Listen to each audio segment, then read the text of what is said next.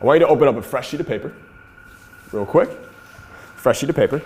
And I want you to write down simply 5 things that you are proud of in your life.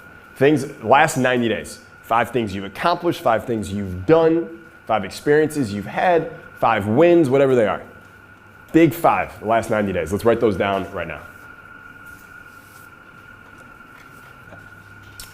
And then the last thing. So we got things we are proud of, 5 things we're grateful for, and 5 things that we're excited about. 5 things that you are excited about.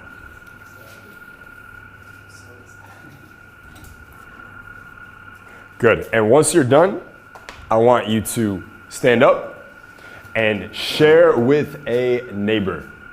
It's a really good practice to, I know a lot of people who do this, and it's weird, it's like a pattern.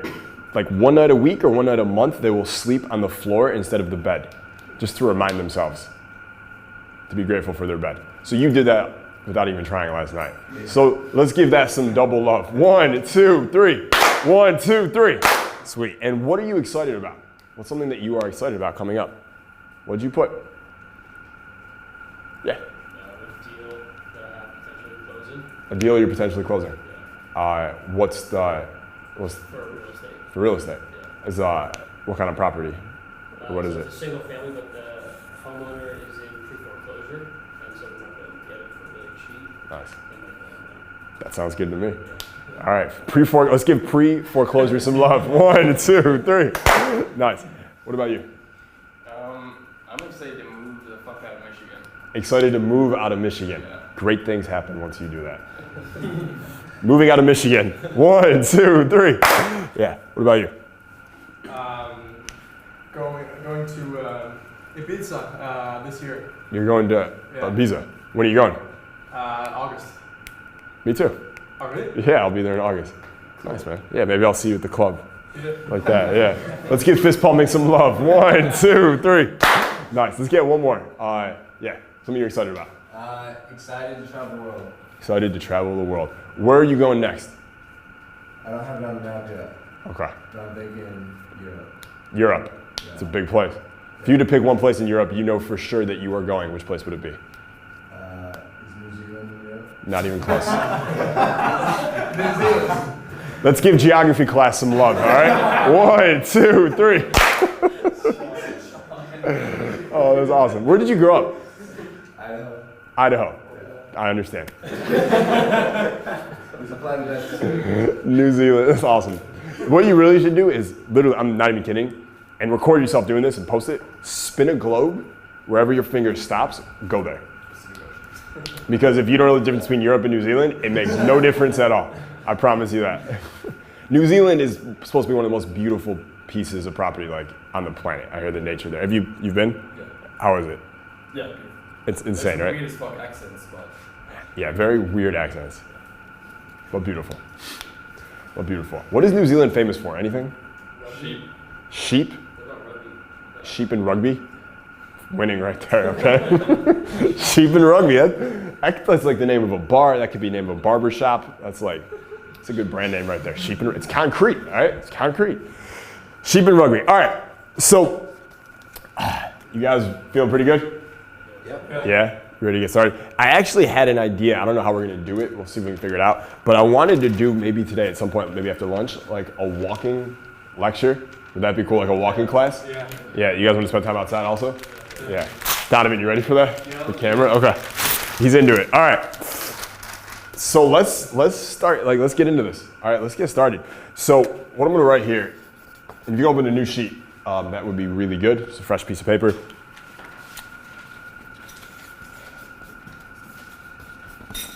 Why selling is such a vital skill. All right, why selling is such a vital skill, written in my typically horrible handwriting, which is all good.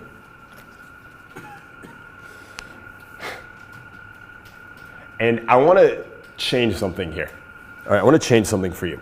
Because remember we said before, if I ask your mom, you know, when I say the word salesperson to you, what do you think about? And she says all those things: annoying, manipulative, greedy, pushy, avoid at all costs, all that stuff. there's some programming there that we all have around that word. And words certainly carry impact, don't they? Right? There's some words that carry a lot of impact. Like, for instance, Holocaust. That's an emotionally charged word, isn't it? Yeah, right? The same difference between me pointing to you and saying, listen, I think you're mistaken versus you're a liar and you're wrong. It's a big difference, right? Words make a difference. I don't think of it as selling in my mind. I don't think of it as selling in my mind. I don't think of it as closing in my mind either. Because even after you close someone, or is your job done? You need to keep re-closing them, don't you? You need to resell them on why they bought it. There's always something else to sell them. You have to keep going. I think of it as an ongoing process. It never ends. Like David Data in his book, Way the Superior Man, talks about how we should never hope for completion in anything in life. There's this myth that we think, like, once I finally do this thing, then I'll be happy, then I can relax. Who here has ever thought to yourself, once I finally make, you have a dollar amount in your mind, and you go, once I finally make this amount of money, then I'll be happy? Raise your hand. Have you ever had that? Yeah, all of us have. All right, when I was 21 in that penthouse in San Diego, my number was $365,000 a year. I dreamt about that number. $1,000 a day, that was all I wanted. And then I told myself, once I make $1,000 a day, $365K a year, then I will go into the internet marketing world. Then I will be credible enough to teach other people how to make money from their laptop. It was, once I hit this, then I can do all these things. Then I'll be relaxed. Then I'll finally feel confident talking to millionaires. Right? It's like where does that even come from? What the fuck is the difference between 365 and 358? What's the difference? $7,000, that's right. $7,000, all right? Basically an entire trip to Bora Bora, that's the difference, okay? So, but one, we have these ideas, right? But it never ends, right? And we have to, so the point I'm gonna bring this back around. The point was, I read that book, The Way the Superior Man, and David Data said we need to stop hoping for completion in anything in our lives. When you make a rule in your head that says, once I hit this number, then I'll be happy, you've deluded yourself into believing that there will be completion at some point. There never will be completion. You realize on the day that you die, there will still be shit left on your to-do list. There'll still be shit left on that list. And that's okay. Some projects will never be complete. We have to be okay with that. When we're influencing, when we're selling anybody, anytime for anything, the process never ends. I had to teach my closers this. They thought once I get a yes on the phone, their job was done. I go, your job just started. What happens if you sell someone really good on the phone and then you don't fulfill after on what you promised them? Chargeback, refunds, unhappy customers. Also, loss of repeat business, loss of reputation. It's costly, right? But if you think once I close, I'm done, you won't do any of those things. We have to always be closing. If you're a closer, you close someone, you should have an automated system or a spreadsheet where it's manually automated, where you have a touch point with that person at least once a week. Just reach out to them. Just and why would you do that? Why would you reach out to them? Because you're still selling them, aren't you? You're always selling them. If you commit to someone, I'm not saying you have to get married, but when you commit to someone, fuck it, this is a better example. Let's say you get married to someone. After marriage, do you stop dating the person you married? Do you stop attracting them? No. Do most people do that? Yeah, right? They think the marriage was that was the goal. I did it, I'm done. Now I can unbutton my belt and I can stop going to the gym and I can get fat and lazy or treat this other person like shit. You guys ever notice people are married and they treat a server at a restaurant better than they treat their spouse? Yes. Server comes over, oh, thank you so much. Spouse, why are you doing that? I like the way you do it. It's unbelievable. After you marry someone, of course you keep attracting. It should get better and better and better every day. So we are always doing this. What are we always doing? What's the word we're looking for here? The word, it's not selling. It's influencing. We are always influencing. We are always influencing, not selling, not closing. Influencing is the vital skill when it comes to selling or when it comes to closing, when it comes to getting money, when it comes to getting deals. It's not just money we get when we sell, when we influence, is it? What else could you sell? Ideas. Yeah, we sell ideas. What else could we sell? Services, right? Everything we're selling, right? And in fact, You are always selling. Anyone who tries to refute that, what are they doing back to you? Selling. Yeah. If I tell you, listen, you are always selling your life, and you go, that's not true, what are you doing to me? You're trying to sell me on the idea that we're not always selling. So you're selling to sell me on the idea that we're not selling while you're selling. We are always selling. We're always influencing, period. If that's the case, you think it's a pretty vital skill to master in our lives? Totally. Yeah, totally. Let's keep going. Who runs the world? Definitely. It said influencers, not Instagram influencers. No. Yeah. Big booty hoes do not run the world. Actually, maybe they, no, I'm just kidding. No, but I know what you mean. People of influence, right? People of influence. To me, the people who run the world are the people who can push their ideas across better than everyone else. Those who sell their ideas, those who can influence their ideas better than anyone else, they're the ones who run the world. Who runs the world today? Trump. Trump kind of runs the world. Who else? Who else is at that table? Bezos. Jeff Bezos. Yep. Who else? Musk. Elon Musk. Maybe. Mark Zuckerberg. The truth is, it's probably people you don't know. Like that's why you guys are like, I don't know the names, because you don't even know their names. Would you agree they're the ones pulling the strings behind the scenes though? Yeah. Totally. How are they able to pull the strings?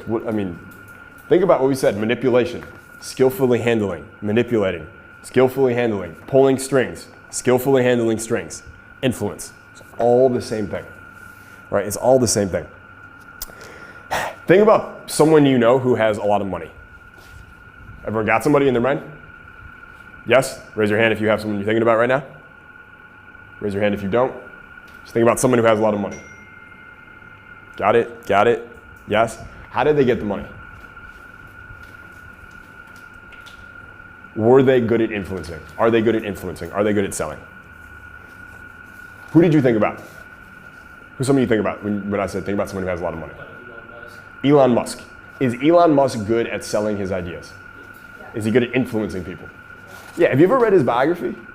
It's unbelievable how many times he went like bankrupt, or almost went bankrupt, and kept having to influence people to get more money. Does that guy take risks? Yeah. Dude, his track record is insane. Like, it's literally, does he have 3 multi-billion-dollar companies now? Yeah. 3. All right, 3. Most people will never build one. Most people will never become a millionaire. He built 3 multi-billion-dollar companies already, and he's going to Mars. He's going, like, we're like Bora Bora, Mars. Just to give you an idea of how big these people think. Everyone I know who has a lot of money is good at selling. They're influencing. They are always influencing all of the time. Like all of the time. Bedros, for instance, like on the car ride over to a dinner or to a meeting, you know what he's doing in that car? Practicing. He's practicing what he's gonna say and how he's gonna influence, and he's going through, if they say this, what will my response be? If they say this, what will my response be? He prepares for every possible scenario. So when he gets to this dinner, what do you think happens? He crushes it. Yeah, right? Fighter jet. He crushes it. You know what's interesting? I was having lunch with Sharon last week, and he told me he does the same thing. He does the same thing. What do most people do in the car? Listen to music. Raise your hand if you listen to music in the car after we give it all that terrible. Yeah. Could you be doing something better in the car? Yeah. Write down these words. Traffic University. Turn traffic into a university for yourself. Right? Self-education is the new education, so turn your car into a university. Or practice. Practice your scripts. Practice what you're going to say. Prepare for all the potential. And one of the best ways to do this, again, is to journal it. Say, I'm going to get on the phone call with this person. I'm going to have a meeting with this person. I'm going to try and sell them something. I'm going to influence them on this idea. Here's my general bullet points I'm going to hit. Now, what are all the possible things that they may say back? They may say this, and list them all out, and then go through and rebuttal each one. This will do wonders for you. What will happen is when you are selling them and influencing them, your brain will actually give you those rebuttals you had in advance. so you can say them before they can even say them. Do you think it's a good idea when you're influencing someone to speak their objections for them and then annihilate them before they can even bring them up? Yeah, it's like mind reading. It is so powerful. All right, it's unbelievably powerful. Anthony Yeah. Sullivan, when I was doing content with him when we came out here, told me that he practiced the different OxyClean commercials that were most successful. He said he allotted about 2 months of practice, like 1 to 2 hours a day of the commercial before the first airing. Was he recording it or he was just practicing? He was recording some of it. He said when he felt good, but he said he likes to practice each script like for 1 hour a day, no matter what, just for one specific commercial that he's planning and working. Insane. So, all right, so I'll give a quick context. So Ryan is consulting with Anthony Sullivan right now. Anthony Sullivan is that, raise your hand if you've heard of OxyClean, the infomercials. Anthony Sullivan is Australian? British. He's British. How many hundreds of millions have they sold on infomercials? He hasn't even equated numbers to me yet because I'm still kind of influencing him to be more of my friend. Like, I Yeah. did close him for like $2,000 a month and a potential of his digital business. Like, but that was, I closed the closer, so that's pretty cool. Just like I was on the back there. But he has a Learjet. He had, I mean, I don't know. They got literally billions in sales on television. Yeah. Billions. If you look up OxyClean, he is, like everyone knows Billy Mays is Billy Mays and Anthony Sullivan. He's really, really good. Yeah. And just so you guys couldn't hear, you couldn't hear. Ryan was saying, Anthony told Ryan he would practice his one infomercial pitch, which is 28 minutes long, for 2 months, an hour or two a day, for 2 months before they even recorded it. Now, who here has ever practiced your sales video or your presentation that when you close on the phone, an hour or two a day for 2 months before you even started doing it with people? How comfortable would you feel if you had 60 good hours of practice under your belt before you actually did it? Insane. Like, so we've a webinar right now. And by the way, influencing, like, what are all the ways we can influence? We can do it online, right? We can do it in sales copy. We can do it on a sales video. We can do it on a webinar. We can do it on the phone talking with someone. We can do it on a Zoom call talking with someone. We can do it in person talking with someone. We can do it via texting. We can do it via private message on Facebook. We can do it Instagram DM. You can do it Instagram DM video. You could do it by writing someone a letter, right? You could also do it by not doing any of those things, because sometimes not responding is actually a form of influence also, isn't it? Right? So they're always influencing. But like for webinars, for instance, I now have a webinar that finally I got to convert above 10% conversion rate on the webinar. You know how many webinars I had to fucking do before I got to that level? A lot. Yeah, like well over 50 in the last year. I probably spent 200 or 300 hours working on scripts on webinars. Right, not to mention paying for coaches, and I paid John Carlton, and I paid David Deutsch, and I paid Ryan McGrath. I paid a lot of people to help me with it, right? To work on my skill to get to that level. There's a lot of practice that goes into it. The biggest myth in our culture by far is that the people you see who are great were born that way. When in fact, they spent 10 to 20 years of meticulously, tediously practicing in private to get to that level. All of them. All of them. Who here is watching the NBA playoffs right now? Anybody watching those? Who's really good in the playoffs right now? Chris Paul. Chris Paul, James Harden, Steph Curry, kind of been a little off. What's going on with that? Are they still going? The Rockets, Warriors? And Warriors won. The Warriors won. Okay, either way. Like James Harden, for instance. Good player, right?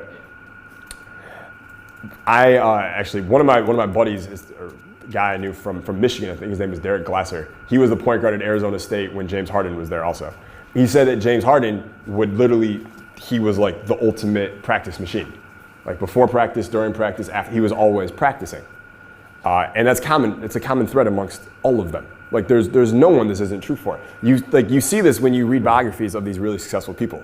You read there's a great biography on Larry Ellison called the only difference between I don't want to get this right. The only difference between God and Larry Ellison. Fuck, I can't. It's really good. It's someone have internet right now. Internet access. Someone just search this title because my brain's gonna. I have to know the name of it. It's a Larry Ellison biography. The only difference between God and Larry Ellison is God doesn't think he's Larry Ellison. That's exactly right. Yeah. But read it. Great book. And what you'll find is the guy is always practicing and always moving and always strategizing. Always.